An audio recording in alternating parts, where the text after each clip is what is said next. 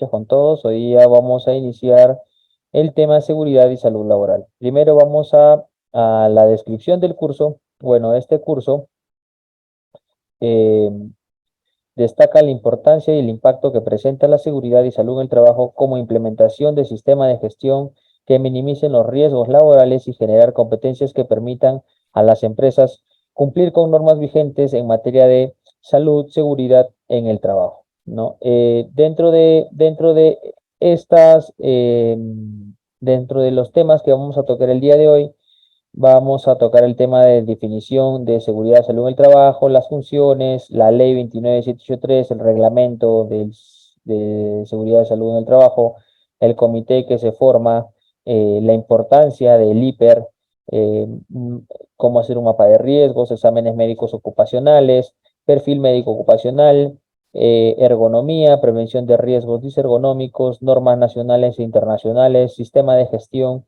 en seguridad y salud en el trabajo, políticas, estudio de línea base, controles, preparación y respuesta a emergencias, investigación de accidentes, auditoría interna, derechos y obligaciones de los empleadores, entrenamiento en SCT, documentación y control, ¿no? Bueno, me presento, soy el médico cirujano titulado de la Universidad San Martín de Porres, habilitado por el Colegio Médico del Perú, con experiencia en medicina general, medicina ocupacional, medicina deportiva, epidemiología y nutrición. Soy egresado de la maestría en salud ocupacional y del medio ambiente por la Universidad Cayetano Heredia. Además, tengo una maestría en gerencia de los servicios de salud por la Universidad San Martín de Porres. También tengo un diplomado en seguridad y salud en el trabajo por la Universidad Nacional Mayor de San Marcos. Diplomados distintos bajo la Universidad Nacional de Trujillo, especialización en auditor interno bajo la trinorma ISO 9001, 14001 y 45001. Participación en congresos nacionales e internacionales. He sido ponente en la cuarta semana de la seguridad y, y salud en el trabajo por la Asociación Latinoamericana de Seguridad y Salud en el Trabajo, ALAS, y en el tercer Congreso Internacional de Primera Respuesta a Emergencias y Desastres por PHVA Perú-SAC, ¿no? También tengo el certificado en el taller de eh, el sistema de evaluación y calificación de invalidez por la Universidad ESAM, ¿no? Soy proveedor BLS, PHTLS, BICOM, que es control de hemorragias, ATLS, ITLS y ACLS. Bueno, vamos a pasar a lo que es en sí ya hablar un poco, ¿no? De la seguridad y salud en el trabajo, ¿no? ¿Qué es la seguridad y la salud en el trabajo? Bueno, es un derecho fundamental del ser humano, ¿no? Porque lo que pretende este derecho fundamental es proteger a los trabajadores, ¿no? Entonces, vamos a tener integridad física, integridad mental y integridad social, ¿no? Mientras hay una armonía en la integridad física, mental y social, digamos que vamos a proteger a los trabajadores, ¿no? Entonces, ¿cómo vamos a lograr esta integridad, ¿no? Que tengamos una buena integridad física, mental y social a través de la prevención de enfermedades, eliminación y minimación y control de los riesgos laborales. Entonces vamos a tener que eliminar o dejar al mínimo los riesgos que ocurran dentro del trabajo, ¿no? Haciendo prevención de enfermedades, ¿no? Por eso es que se crea el área de la seguridad y salud en el trabajo. Así como también vamos a proteger el medio ambiente y la propiedad cuyos beneficios recaen directamente en los trabajadores y sus familias, en los empleadores y en el propio Estado. Entonces, es un derecho fundamental, ¿no? Este derecho fundamental viene avalado por la Organización Internacional del Trabajo, que es la OIT, que tiene, pues, viene regulando, ¿no? Que se cumplan todos estos derechos fundamentales dentro de las empresas en el Perú y, bueno, a nivel mundial también, ¿no? ¿Cuáles son las funciones del sistema de gestión? ¿No? Vamos a hablar un poco del sistema de gestión, ¿no? ¿Qué es un sistema de gestión? Obviamente el sistema de gestión es todo un sistema que abarca el comité o el área de seguridad y salud en el trabajo, ¿no? Donde tiene por ley o por norma, ¿no? Cumplir con ciertos requisitos que demanda el Estado para que la empresa, ¿no? Sea catalogada como una empresa segura y que respete eh, que respete a este personal, ¿no? Este personal como que son sus empleados, ¿no?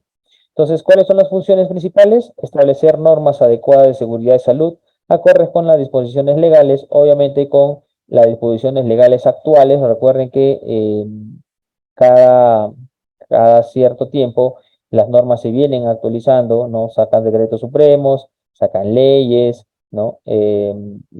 Sacan incluso direcciones administrativas, etcétera. Entonces, eso va actualizando, ¿no? El sistema de gestión según la norma que se ponga vigente y salga, ¿no? Durante la más próxima, ¿no?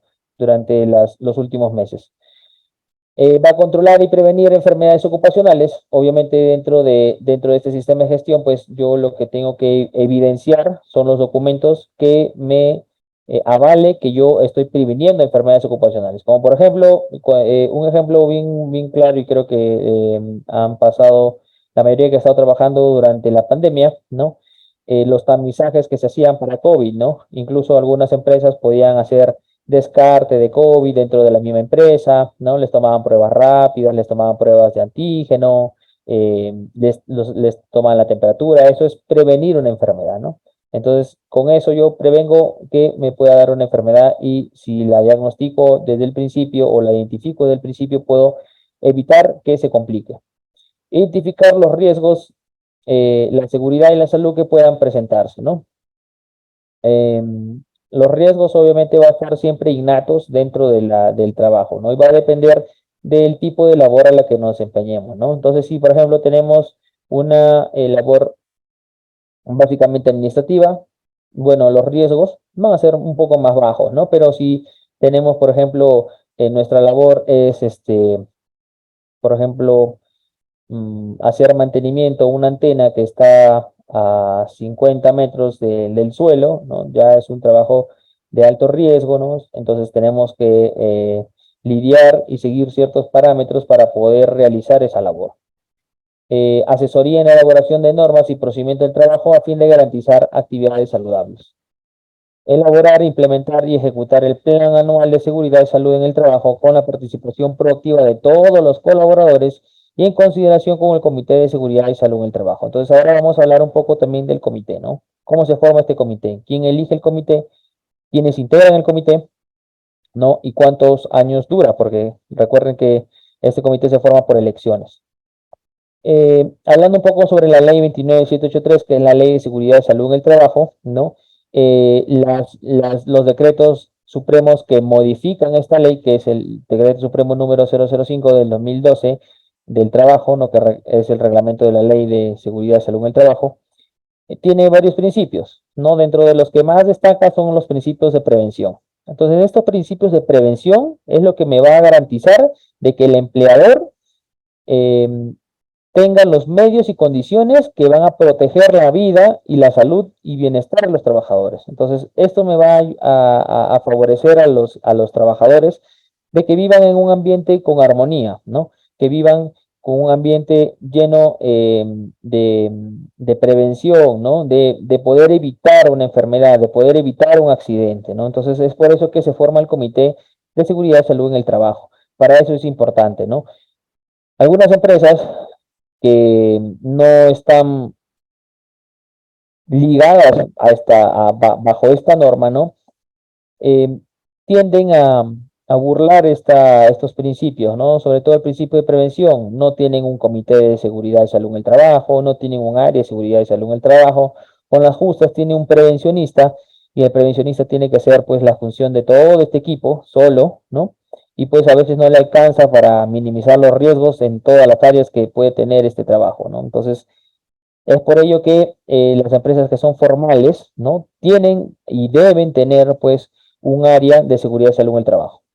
Hay un principio que es el principio de cooperación. Este principio de cooperación, obviamente, es quien une al Estado, ¿no? Con los empleadores y los trabajadores, ¿no? Estos trabajadores van a estar formados por organizaciones sindicales y van a establecer mecanismos que garanticen una permanente colaboración y coordinación en materia de seguridad y salud en el trabajo. Entonces, este principio de cooperación va a generar, pues, que el Estado, los empleadores y las organizaciones sindicales siempre tengan bastante comunicación, ¿no?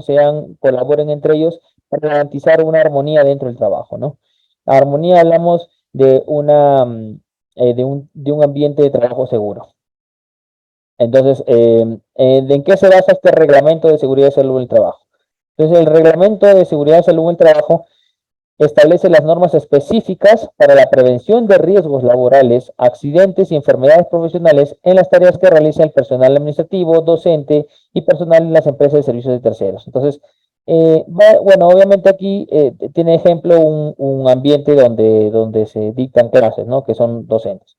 Obviamente este reglamento interno se va a adecuar a cada empresa, ¿no? Si es una empresa que ofrece servicios de metálicos, ¿no? Venta de, no sé, una ferretería, por ejemplo, ¿no? Entonces tiene que tener pues su personal administrativo, su personal operadores, ¿no? Los operadores, incluso puede tener pues conductores, ¿no? Que tal vez hagan transporte, etcétera. Entonces, este reglamento de seguridad y salud en el trabajo, que es un reglamento interno, lo hace la empresa, lo hace el empleador, ¿no?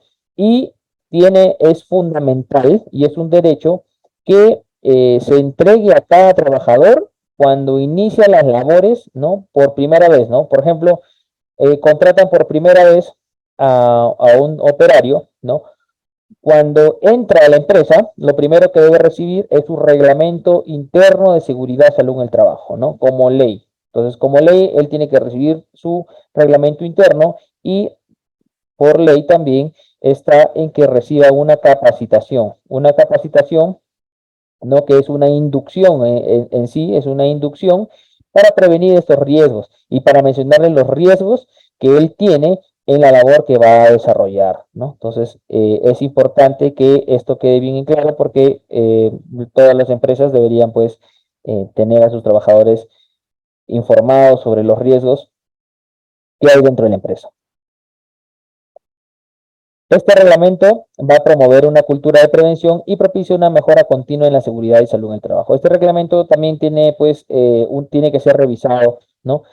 Más o menos se habla que puede ser revisado hasta 2 años, ¿no? Entonces, un reglamento interno de seguridad y salud en el trabajo puede durar como máximo 2 años, ¿no? Después de 2 años tiene que ser revisado y esta revisión pues tiene que corroborar si es que se eliminaron algunos riesgos, ¿no? Entonces se quitan dentro del reglamento o si aumentaron algunos riesgos, pues colocarlo, ¿no? Se actualiza. Entonces, hasta 2 años tiene para poder eh,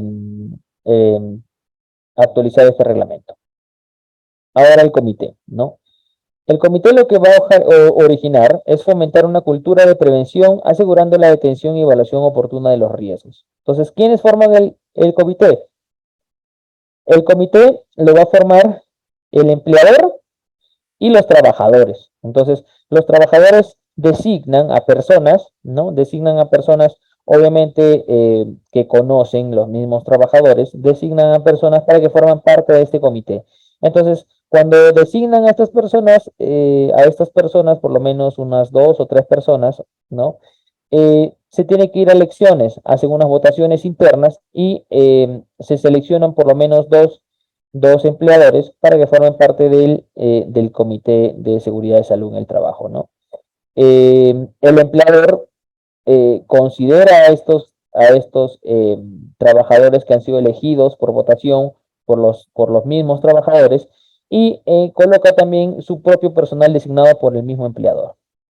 Ellos son encargados de coordinar, fomentar y hacer seguimiento de todas las actividades que se desarrollen dentro de la organización en la materia de seguridad y salud en el trabajo. Entonces, esa va a ser la función de este comité, ¿no? Va a coordinar, va a fomentar y hacer seguimiento si es que se vienen cumpliendo las normas, las leyes, ¿no?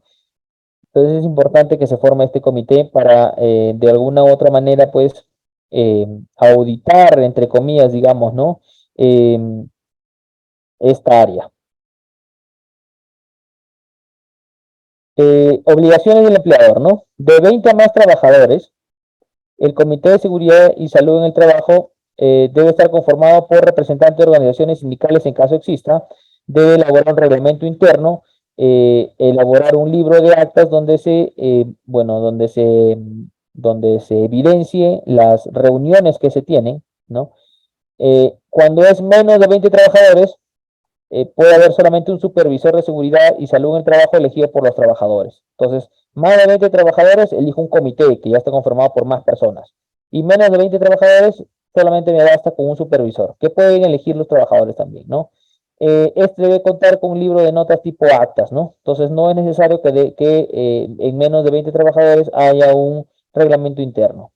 ¿Cuáles son los beneficios? Obviamente, eh, estos van a tener licencia con goce de haber realizar labores de SST, ¿no? Cuando se forma un comité, el personal del comité, cuando tiene una reunión, ¿no? Del comité para desarrollar temas de seguridad y salud en el trabajo y tengan que faltar a las labores, pues estos van a tener licencia con goce, ¿no? Van a tener protección contra despido incausado, ¿no? Pueden apelar si es que ellos consideran que el despido no es arbitrario, ¿no? Eh, la duración es de 6 meses antes y después del término de su función. Entonces, esos comités pueden durar de 6 meses a un año, ¿no? Esto va a depender de la empresa. Por lo general siempre duran un año, ¿no? Y vuelven a fomentar pues la reelección o la elección de nuevos comités, ¿no? Por los mismos trabajadores. Realizar mínimo 4 capacitaciones al año en temas relacionados a la SST. Entonces, ese es un requisito mínimo que está amparado por la ley de la seguridad y salud en el trabajo, la 29783, que por lo mínimo deben haber 4 capacitaciones al año en temas relacionados con seguridad y salud en el trabajo, ¿no? No solo con seguridad, porque recuerden que seguridad es un área muy distinta a la de salud, ¿no? Seguridad es manejada por un ingeniero eh, un ingeniero industrial que se ha especializado en seguridad, ¿no? En seguridad empresarial. Entonces, él es líder de esta área, pero en salud, ¿no? En salud en el trabajo, pues la lidera un médico, ¿no? Entonces, a veces, pues obviamente por competencias, uno no sabe más que el otro, porque obviamente tienen competencias distintas, ¿no? El médico obviamente sabe de su rubro y el ingeniero sabe de su rubro de seguridad. Entonces, eh, son áreas, es una sola área, eso es, si es correcto, es una sola área, pero quienes, quienes lo dirigen, ¿no? Tienen competencias distintas, ¿no? Mientras que uno es ingeniero, otro es un médico. Entonces, entre ellos se deben poner de acuerdo para realizar por lo mínimo 4 capacitaciones al año en temas relacionados. Entonces, pueden hablar de seguridad o pueden hablar de salud, ¿no? Por ejemplo, una capacitación en salud que puede dar el médico ocupacional a los trabajadores. Por ejemplo, antes de pandemia, cuando estaba en pandemia, era todo relacionado a COVID, ¿no?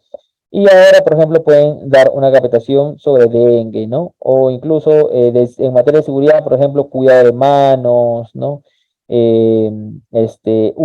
Uso de equipos de protección personal, etcétera.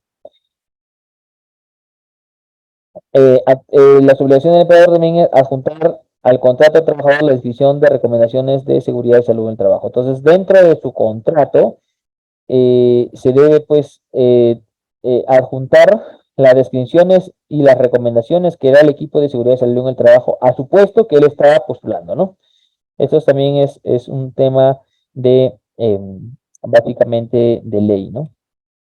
¿Cuál es la importancia? La importancia del hiper, ¿no?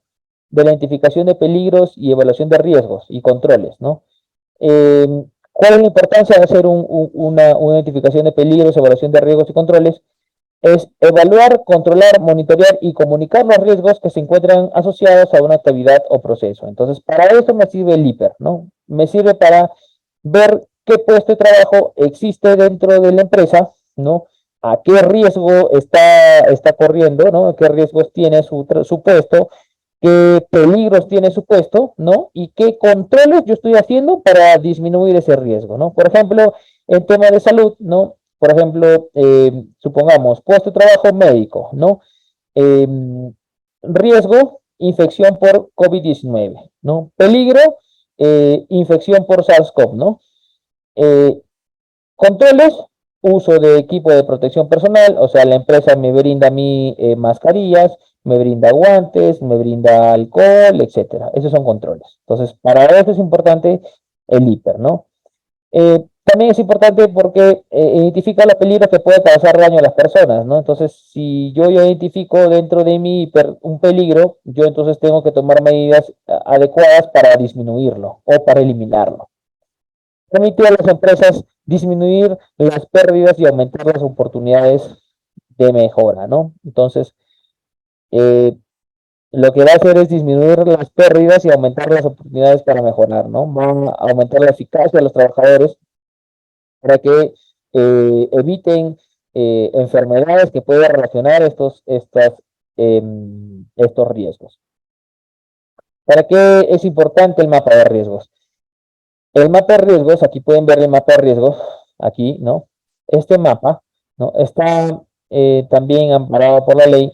Es un mapa que define, ¿no? Que define el lugar donde yo me encuentro, ¿no? Las salidas más próximas, los lugares seguros y obviamente pues es la representación gráfica donde se emplea una gran variedad de símbolos, los cuales estos símbolos significan pues una alerta de algún peligro, ¿no? O donde haya un nivel de exposición hacia un riesgo, que puede ser bajo, mediano o alto, ¿no? Debe ir acorde a la información recopilada, así como los resultados que se hicieron a los factores de riesgo que existan dentro del ambiente laboral.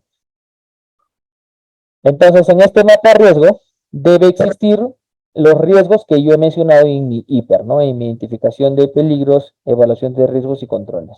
Entonces, aquí tenemos un ejemplo de un mapa de riesgo. Pueden observar, ¿no? Esto también por ley se tiene pues que publicar dentro de la zona donde yo me estoy encontrando y donde yo estoy laborando, ¿no? Por ejemplo, aquí podemos ver, este es un ejemplo, ¿no? Un área específica. Y pues miren, fíjense, hay varios símbolos, ¿no? Que nos advierte, por ejemplo, un peligro aquí, ¿no? Un peligro de muerte, ¿no? Tal vez hay un riesgo eléctrico, ¿no? Sala eh, de altas temperaturas, ¿no? Eh, carga suspendida en altura, por ejemplo, ¿no? Aquí nos avisa que aquí siempre hacen carga suspendida en altura, entonces tenemos que tener puesto tal vez nuestros CPPs como un casco de seguridad, nuestras botas, ¿no? Dieléctricas para evitar algún tipo de electrocución, ¿no? Incluso podemos ver pues que existen también las indicaciones donde se encuentran los extintores para poder mitigar estos riesgos o peligros que pueden existir, ¿no? Las zonas seguras, las salidas, debe estar todo bien enmarcado. En cuanto a los exámenes médicos ocupacionales, ¿no? Vamos a tener varios tipos de ellos y vamos a ver cada cuánto tiempo se deben realizar bajo los términos de la ley, ¿no? Tenemos el preocupacional, obviamente se hace al ingreso cuando se contrata a un empleado, ¿no? Se le hace un examen preocupacional y el objetivo va a ser determinar el estado de salud y su aptitud al puesto, ¿no? Entonces, yo voy a determinar cómo está entrando el trabajador a mi empresa, ¿no? Si tiene una enfermedad, la identifico dentro de estos exámenes, ¿no? Entonces, yo ya tengo una línea base para de allí partir hacia el futuro, ¿no? Para desde ahí partir hacia el futuro y ver si es que dentro del trabajo esta persona no va empeorando o se va manteniendo conforme a los años que va trabajando, ¿no? Un ejemplo, por ejemplo, es un examen preocupacional donde una persona, ¿no? Le hacen un audiograma y este audiograma arroja que tiene normoacusia, o sea, escucha bien por ambos oídos. Pero el año siguiente, en el examen periódico, yo identifico que esa misma persona, su audición ya bajó, ya tiene hipoacusia leve. Entonces, algo pasó, ¿no? Fue en el trabajo, fue en su casa, ¿no? Tal vez trabaja dentro de un lugar donde hay demasiado ruido. Entonces, para eso me sirven estos exámenes médicos ocupacionales. Entonces, el preocupacional va a determinar el estado de salud y la actitud, ¿no? Si la actitud es, si es apto, si es no apto, si es apto con restricciones, etcétera, ¿no? El otro tipo de EMO es el EMO periódico. El EMO periódico es anual. Una vez que ingresa, supongamos ingresó el 1 de julio del año 2022, le tocará su examen médico ocupacional, si es que sigue trabajando para la misma empresa, el 1 de junio del año 2023, ¿no? Es anual. Entonces, a este tipo de emo ya no es preocupacional, porque preocupacional es antes de que entre a trabajar a la empresa, ¿no? Formalmente. Entonces, ¿cuál va a ser el objetivo, no? Identificar precoz de alteraciones temporales permanentes o graves del estado de salud. Entonces, para eso me va a servir este examen periódico, para ver si es que esta persona eh, de cómo ingresó con su examen preocupacional, si se mantiene en un buen estado de salud o su estado de salud ha ido empeorando. Entonces, si es que me está diciendo que está empeorando su estado de salud, yo lo identifico tempranamente y puedo actuar, ¿no? Haciendo controles. El otro examen médico ocupacional es el de retiro de ingreso, ¿no? Cuando una persona ya no pertenece a la empresa, ¿no?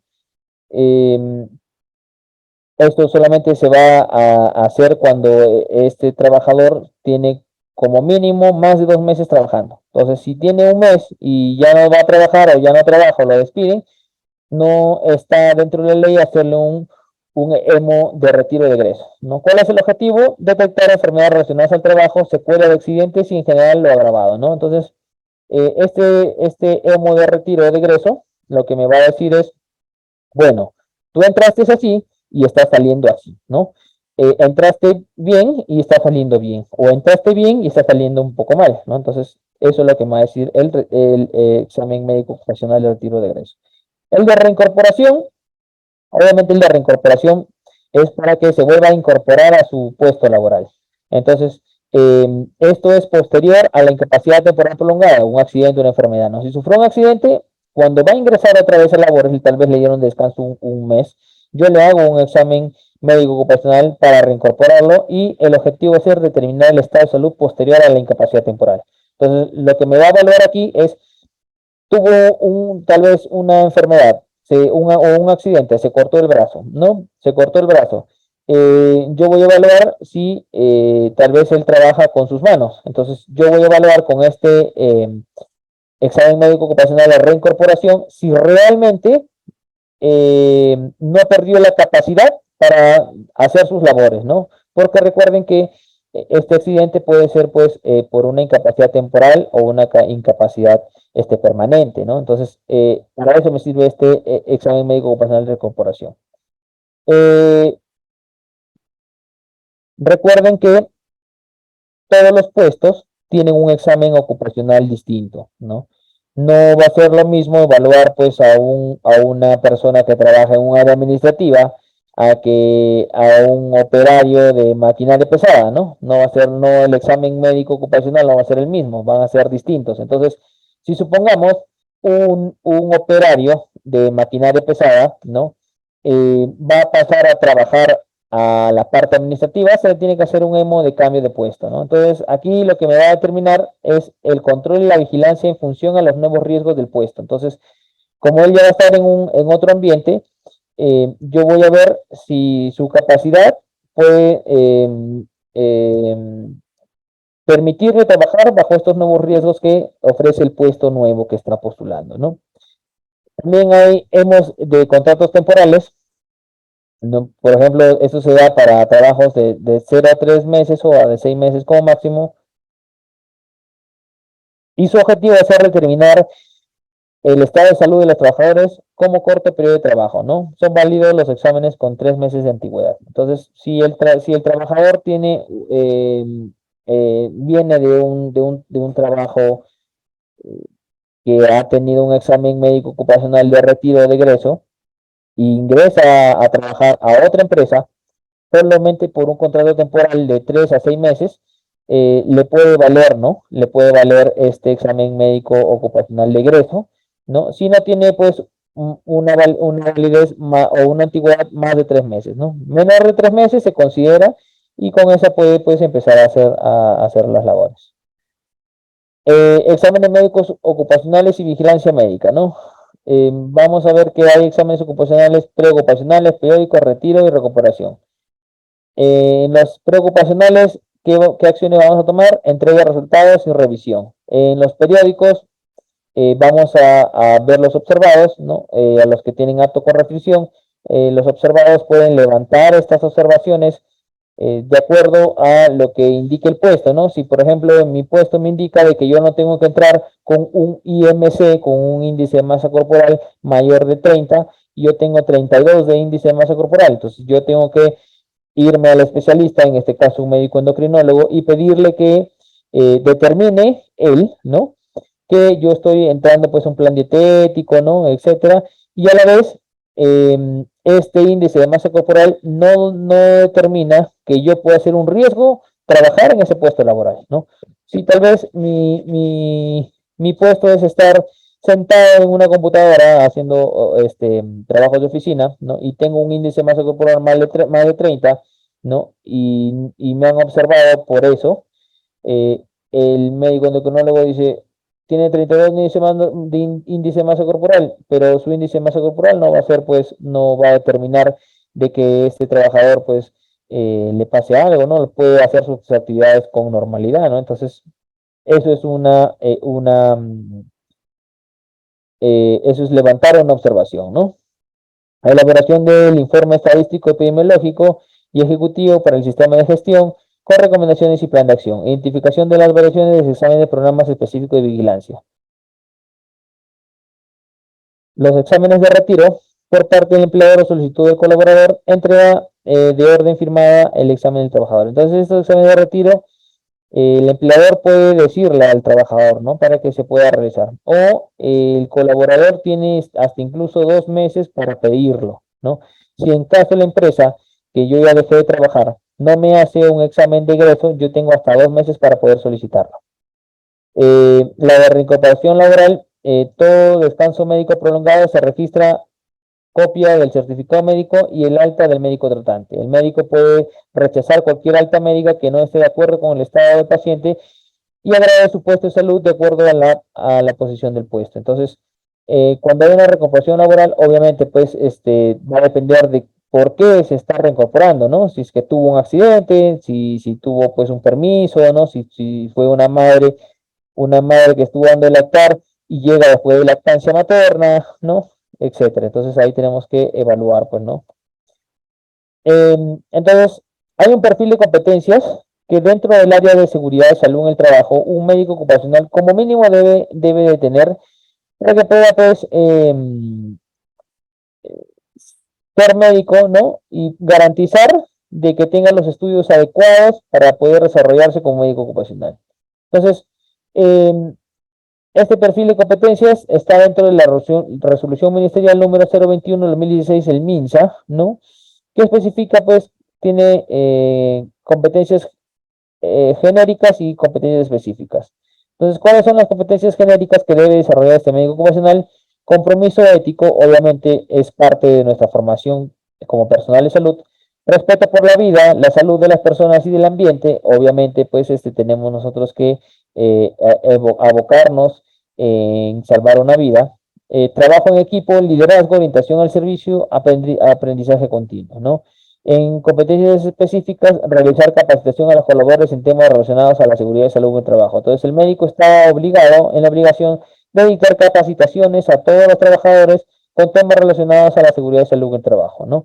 Obviamente los temas son para elegir, puede hablar de seguridad o puede hablar de salud, ¿no? Detectar factores de riesgo a la salud en los colaboradores. Entonces, obviamente tiene que ver cuáles son los factores de riesgo y qué daño le podría ocasionar a la salud, ¿no? Entonces él tiene que estar chequeando, por eso que él también debe participar dentro del IPER, ¿no? Diseñar, gestionar y ejecutar programas de intervención de salud ocupacional, ¿no? Un programa, por ejemplo, que es muy común que se desarrolla es, por ejemplo, el programa de vida saludable, ¿no? En la que el médico ocupacional identifica que hay personal que tiene un índice de masa corporal por encima de lo establecido, ¿no? Y que si no toma medidas previas, ¿no? Preventivas, tal vez ese trabajador que tiene un mal hábito alimenticio, ¿no? Empeore su situación dentro del trabajo, ¿no? Tal vez en el trabajo, pues, hay comedor y este comedor, pues, le esté dando cosas que no debería. Entonces, este programa de vida saludable incluye ya dietas, incluye que la vigilancia médica ocupacional, no lo están llamando, ¿no? Lo están pesando cada cierto tiempo, le están haciendo controles, ¿no? Entonces, este programa de vida saludable va a prevenir, ¿no? Justamente es para prevenir que el trabajador, pues, llegue a aumentar este índice de masa corporal, ¿no? O llegue a perjudicar su salud. Entonces, estos programas sirven mucho dentro de la empresa, ¿no? Realizar la vigilancia médica ocupacional a todo el personal. Entonces, la vigilancia es obviamente la observación del personal, el llamado del personal y el seguimiento, ¿no? Eso se llama vigilancia. Entonces, vigilar significa, pues, que viene un paciente que tiene una enfermedad, entonces yo lo vigilo, ¿no? Cómo amaneció el día siguiente, cómo está, si puede ir o no ir a labores, si debe entrar o no debe entrar a labores, etcétera, ¿no? Ese es el perfil de competencias que debe cumplir el médico ocupacional como mínimo, ¿no? Dentro del trabajo nosotros tenemos que tener, pues hay una ley que ampara la ley de la ergonomía, ¿no? Obviamente, pues como hablamos al principio, que dentro del trabajo tiene que haber una armonía, tiene que haber una integridad. Esta integridad también se dispone a los dispositivos que nosotros vamos a utilizar para desarrollar nuestra actividad laboral. Por ejemplo, si vamos a estar más de 8 horas sentados como administrativos, pues no debemos tener una silla que sea rígida, que no tenga respaldar, ¿no? Que no sea cómoda, ¿no? O que la mesa en la que nos encontremos sea muy alta. Entonces, para eso es que la ergonomía existe dentro de las empresas para evitar justamente que se forme un disconfort al trabajador y un riesgo de un daño físico, ¿no? Por ejemplo, si yo no les coloco a los trabajadores que tienen más de 8 horas un asiento cómodo, lo más probable es de que a una semana ellos tengan lumbago, dorsalgia, cervicalgia, etcétera, ¿no? Entonces, es la ciencia que optimiza la interacción entre el trabajador, máquina y ambiente de trabajo, con el fin de minimizar el estrés y la fatiga e incrementar el rendimiento y la seguridad del trabajador. Adecua los puestos, ambientes y la organización a las capacidades de los trabajadores. Entonces, la ergonomía es muy importante, ¿no?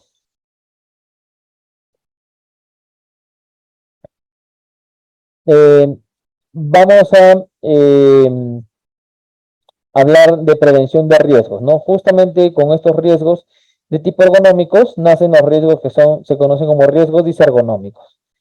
Eh, Vamos a ver los aspectos del trabajo en oficinas. Vamos a instalarlo dentro de las oficinas, ¿no? Eh, Lugar de trabajo, instalaciones, ¿no? Dentro del lugar de trabajo en las instalaciones debemos formar brigada de seguridad, ¿no? Debemos tener, pues, estas oficinas deben tener, pues, una ventilación adecuada, debe haber un control de ruido, el cual, pues, no interfiera mis labores, ¿no? Con el ruido externo de la calle, ¿no? Tiene que haber una iluminación natural y artificial adecuada. Es por eso que aquí también se hacen controles, ¿no? Se hacen controles de higiene ocupacional para determinar cuánto de luz está recibiendo en el lugar de trabajo para que no perjudique la visión del trabajador. En cuanto a los equipos de trabajo, muebles, material informático, no tiene que haber un control de carga postural, entonces tenemos que ver cómo se sienta, cómo está sentado, eh, cómo, qué movimientos realiza, si hace movimientos repetitivos, ¿no? Si hace pausas activas, ¿no? Vamos a prevenir la fatiga, sobre todo la fatiga de estar pues sentados más de 8 horas.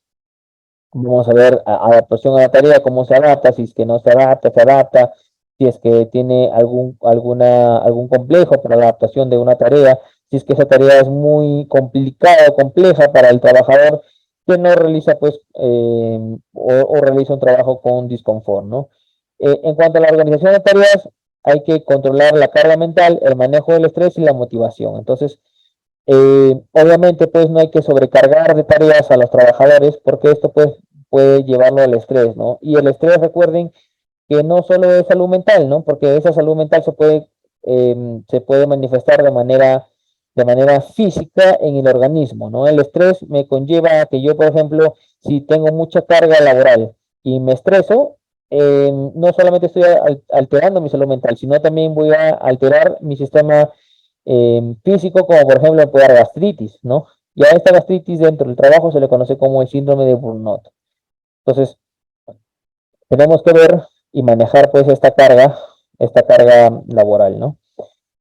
Formación, información, conocimiento de los riesgos, buen uso de los equipos y capacitación en la seguridad y salud en el trabajo. Entonces, para eso nosotros tenemos que informar, formar a los trabajadores, ¿no? Siempre hacerles conocimiento de los riesgos a los que están, ¿no? Enseñarles cómo deben utilizar los equipos de protección personal, cómo deben cuidarlos, etcétera. Vamos a prevenir los riesgos ergonómicos. Por ejemplo, en carga postural, ¿no? Obviamente lo más común es posturas inadecuadas. Entonces, ¿qué vamos a hacer ahí para prevenir que hayan posturas inadecuadas? Pausas activas, ¿no? Cada una hora de trabajo, 10 minutos de pausas activas. Entonces, cada una hora, 10 minutos.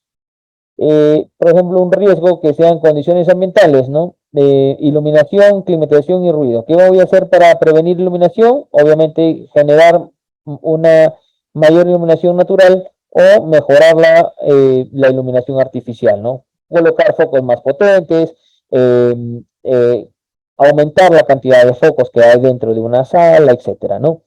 En cuanto al clima, obviamente puedes tener una buena ventilación. Si no tengo una ventilación como una ventana, que es una ventilación natural, lo que puedo colocar son estos ventiladores o puedo colocar pues aires acondicionados para mantener pues un clima adecuado y óptimo, ¿no?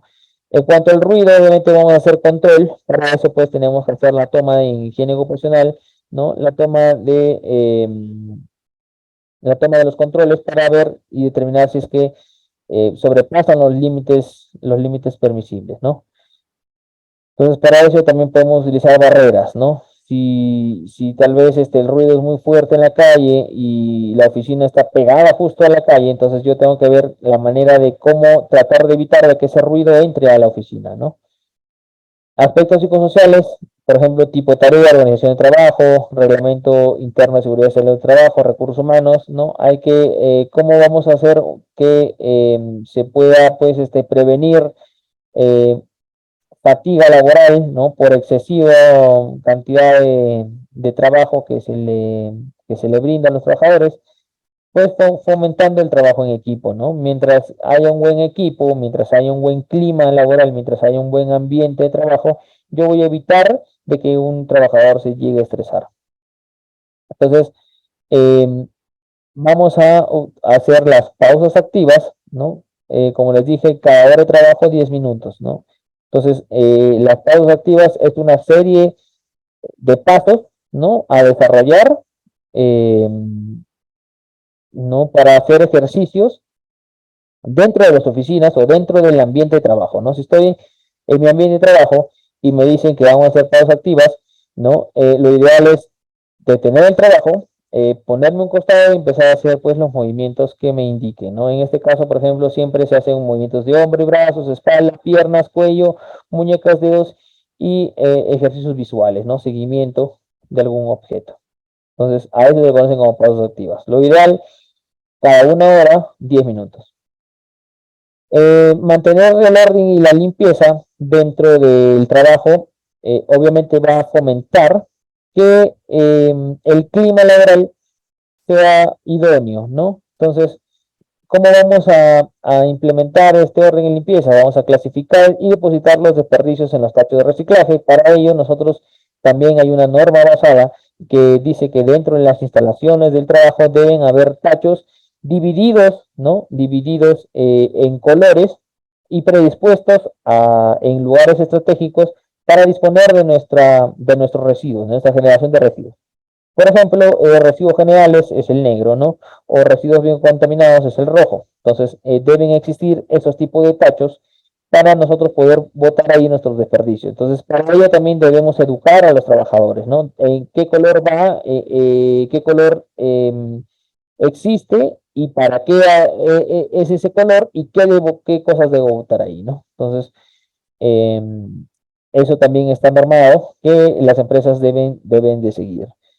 Cerrar los cajones de los escritorios o archivos luego de ser usados para evitar pues golpearnos.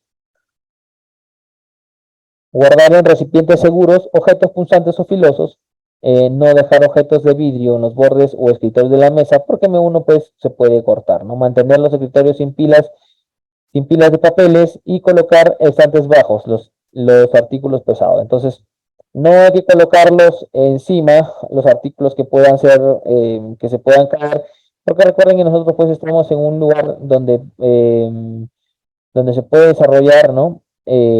Temblores, ¿no? Terremotos, entonces eso lo que me va a generar es de que me puede caer ese objeto en la cabeza, ¿no? Y puedo yo lesionarme, ¿no? Entonces hay que ver también nuestra seguridad.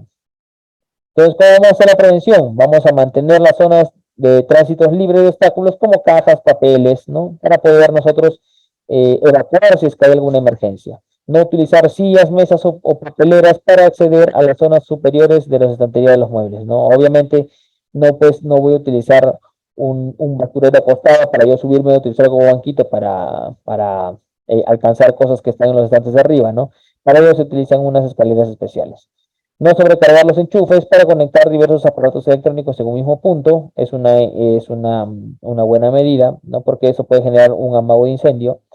No adoptar posturas incorrectas como sentarse sobre una pierna, sentarse sobre las piernas cruzadas, ni sujetar el auricular o teléfono con el hombro, ¿no? No hacer este movimiento porque puedo generar una tortícolis o incluso si me siento sobre una pierna o si me siento sobre dos piernas, obviamente pues voy a tener problemas de contractura en la zona lumbar, ¿no? Entonces, lo correcto es sentarme, eh, que el asiento donde me encuentre sea un asiento que yo pueda regular fácilmente para regular la altura que existe entre mi pie, que toque el suelo, ¿no? Que toque el suelo, que no queden colgadas tampoco, que toque el suelo, y el reposabrazos, pues obviamente que esté en una manera en la cual me sienta cómodo, ¿no? Mi espalda quede reposada sobre, sobre la zona del respaldar de una silla,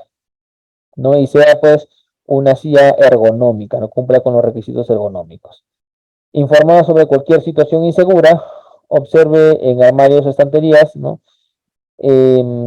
Obviamente, nosotros como trabajadores, si estamos dentro de una empresa, pues debemos informar, porque tal vez a veces el comité o el área de seguridad y salud en el trabajo no ve, pues, ciertas cosas que tal vez sí ven los trabajadores. Entonces, para ello debe haber una buena comunicación. Proporcionar forma equitativa el peso entre los cajones de los archivadores y aprovechar toda su profundidad, solicitar la ayuda antes de mover los objetos, muebles y equipos pesados, ¿no? Porque obviamente podemos tener un accidente. Ahora vamos a ver lo que son las normas nacionales e internacionales, ¿no? Es muy importante conocer sobre todo eh, ese tipo de normas. Eh, Las normas son reglas de conducta que se usan para implementar el sistema de gestión de seguridad y salud en el trabajo. Entonces vamos a encontrar esa serie de normas o reglas que son las nacionales, las internacionales y las normas, disposiciones de cada organización, ¿no? Entonces nosotros tenemos las normas nacionales que las dicta el Estado y todo organismo que relaciona al Estado, el Congreso, ¿no? El poder, incluso el poder legislativo, el poder ejecutivo, etcétera. Las normas internacionales, obviamente, pues también va a entrar a tallar dentro de seguridad y salud en el trabajo, porque estas normas internacionales eh, tienen ciertos parámetros, ¿no? En los cuales me puede advertir tal vez de un riesgo, ¿no? Por ejemplo, el límite máximo de decibeles supongamos, para una empresa es de 85 decibeles. La norma internacional dice no, no son 85, son 80. La norma nacional dice no, son 85. Entonces yo puedo ahí pues ver con qué norma me puedo basar, ¿no? Mientras que una es más conservadora, que es la internacional, que dice 80, ¿no? Esto pone un ejemplo, obviamente. Eh, yo como empleador, pues voy a determinar con cuál me quedo, ¿no? Puedo utilizar cualquiera de las dos normas, siempre y cuando no genere un daño al trabajador, ¿no? Mientras menos daño le origine, puedo yo acatar cualquier norma, ¿no? De todas maneras. Y bueno, las normas y que disponga de la propia empresa, ¿no? La misma empresa pues va a disponer de su propia normativa como su reglamento interno de seguridad y salud en el trabajo, ¿no? Entonces aquí, por ejemplo, podemos ver, ¿no? El Poder Legislativo sacó en el Congreso, sacó la ley 29783, la ley de seguridad y salud en el trabajo. Aquí vemos incluso una norma internacional, que es la decisión 584, instrumento andino de seguridad y salud en el trabajo, la resolución 954, reglamento del instrumento andino de seguridad y salud en el trabajo. Entonces, esa es una norma internacional para todos los países andinos. Obviamente una norma o disposición de la misma organización es el Reglamento Interno de Seguridad y Salud en el Trabajo que el mismo empresa o empleador hace y genera dentro de sus instalaciones, ¿no? Y pone pues eh, pone allí, ¿no? Establece allí sus normas mismas de seguridad y salud en el trabajo. En el sistema de gestión de seguridad y salud del trabajo, el empleador debe tener en cuenta. ¿Qué debe tener en cuenta? La constitución política del Estado, para obviamente no transgredir normas que afecten los derechos de los empleados, ¿no? Va a tener que tener en cuenta las leyes, los decretos supremos, las resoluciones ministeriales y dictatoriales y las ordenanzas de gobiernos regionales y municipios, entre otros. Entonces, va a venir en este orden, ¿no? Primero una ley. Una ley, yo tengo que hacerle caso, ¿no? Un decreto supremo, ¿no? No sobrepasa la ley. Una resolución ministerial no sobrepasa un decreto supremo y una ordenanza de gobierno regional o municipal no va a sobrepasar una resolución ministerial y dictatoriales, ¿no? Entonces, es así como el empleador pues, va a tener en cuenta esta normativa. Entonces, entre las normas internacionales vinculadas a la seguridad y salud en el trabajo, tenemos la decisión 584, que es el instrumento andino, que tiene por objetivo promover y regular las acciones que se deben desarrollar en los centros de trabajo de los países miembros para disminuir y eliminar daño a la salud de los trabajadores. Entonces, esta obviamente pues se incluye dentro de la seguridad y salud en el trabajo, que es la ley 29783, el cual pues si yo ya tomo como a esta ley principal, que es la 29783, esta decisión 584 de las instituciones andinas, simplemente pues ya no le haría mucho caso, ¿no? La ILO del 2001, dentro de los objetivos 1.1, ¿no? Dictamina directrices que deberían contribuir a proteger a los trabajadores contra peligros y eliminar las lesiones, enfermedades, dolencias, accidentes y muertes relacionadas al trabajo. Muy bien, para poder acceder al curso completo, a los materiales y a la certificación, puedes comunicarte al 951-42-8884 o también al 930-627-791. Estos son los números de WhatsApp, ¿no? O también vía telefónica aquí en Perú. Si estás fuera de Perú, debes de poner el prefijo más 51 a través del WhatsApp, ¿no? Y los siguientes números para que te puedas comunicar. Por otro lado, también te invitamos a visitar nuestra página web www.encap.edu.pe para que puedas consultar otros cursos que tenemos en las diferentes categorías, aquí en el menú cursos. Puedes observar las diferentes categorías que tenemos en administración, arquitectura, carretera, civil, construcción, contabilidad, minería, obra, recursos humanos, tecnología, seguridad, entre otros, ¿no? Así que puedes filtrar los cursos que tú desees en gestión pública, para este ejemplo, como diploma, tenemos como diploma, como curso corto, como diploma de especialización, que son cursos más completos también, ¿ok? Y por otro lado, el curso está habilitado para que puedas comprar en línea, ¿no? Aquí puedes comprar, puedes pagar con tarjeta de crédito o débito, transferencia bancaria, válido para Perú, Yape o Plin también, ¿ok? De igual manera, si deseas el certificado físico, puedes habilitar y te enviamos el certificado físico, es válido para Perú. Si estás fuera de Perú, el certificado viene ya con el certificado digital y es válido para cualquier concurso público, ¿no? O privado, cualquier convocatoria de trabajo. Rellenas tus datos, ¿no? Ingresas tu cuenta, tarjeta de crédito e inmediatamente el sistema va a procesar y podrás ingresar al aula virtual de manera inmediata para que puedas visualizar tu curso y obtener tu certificado. ¿Sí? Bien. Cualquier consulta y o duda que puedas tener, puedes comunicarte nuevamente aquí. Mostramos los números de WhatsApp en la parte inferior de nuestra página web. 951-428-884 o el 930-627-791. Ahí está nuestra página web www.encap.edu.pe para que puedas capacitarte y certificarte desde tu casa.